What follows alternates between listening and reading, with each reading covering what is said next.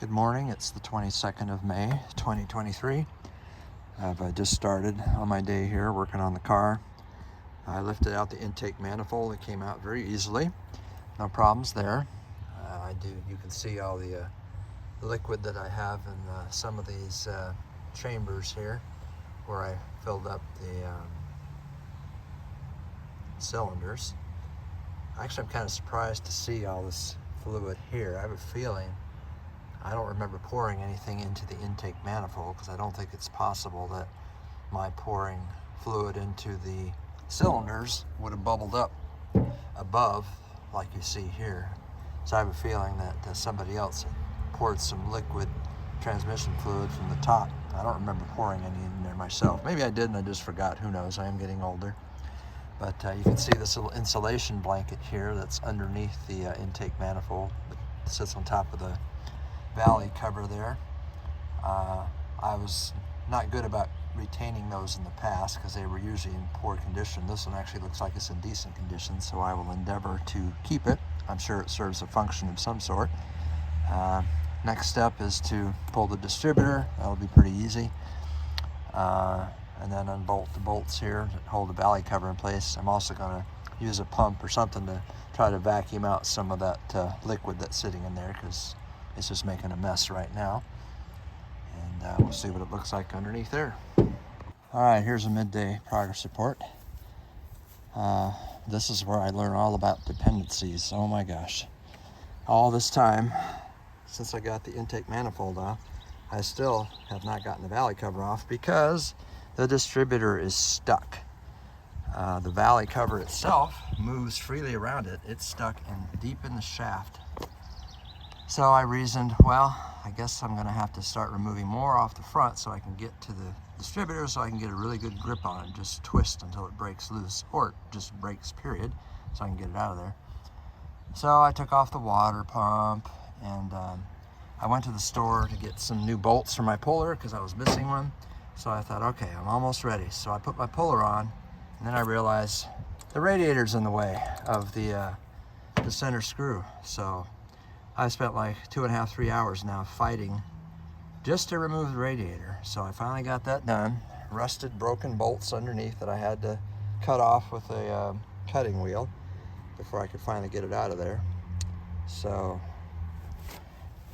now the radiator is over here on the ground. I'll have that tested. I'm sure it probably needs to be rebuilt. I think there's a term for it other than rebuilding, but I don't know what it is. I forgot. Over here sits the water pump, intake manifold, the vacuum reservoir. I took that out because I thought at one point I was going to be removing the front grill in order to get to the radiator and whatnot, and discovered that no, it's the other way around. The radiator and the condenser are in the way of getting this off. So it was a lot of fits and starts so far today, but I'm hoping now as I screw this screw in that the pulley pulls off easily. I get the power steering pump off behind the pulley, and then the timing case cover, and then maybe I can get the distributor out. That's it for now. Okay, as you can see, I finally got the power steering pump and reservoir off, and I had to get inside the engine compartment with my engine in order to reach everything.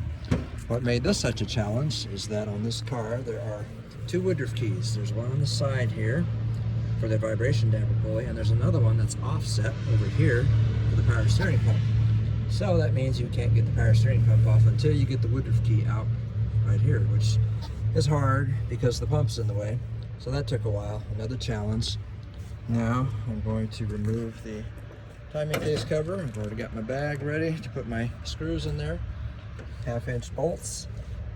Used 1/2 inch a lot on this engine. All right, everybody. It is the 22nd of May, I do believe. I hope that's what it is. End of day report for today. I am filthy, greasy, and that's okay. I love it.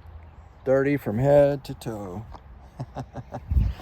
So anyway, I got to the point finally, even though I never actually got the distributor out, I did get far enough along that I could clearly see underneath the cover. Oh shoot, now I can't reach it. Let me pop up here. Yeah. Easier said than done. Anyway, I got up here enough to see what I thought I would see, which is a dried mess. And in the front here, lots of corrosion on the timing chain and so forth. So it is now abundantly clear to me that this engine's going to require a rebuild. There's no way I can try to get away with just doing the top end. No way. So that's going to be a future project. I'm not going to try to do that here because I've got a gravel driveway. So until I have a concrete driveway wherever I end up living, this project's going to be saved until then. So I'm just going to kind of wrap it up. I took a bunch of stuff out of the front, as you can see, and it's all piled over here for now. This is just temporary though. I'm eventually going to put all this back in the car.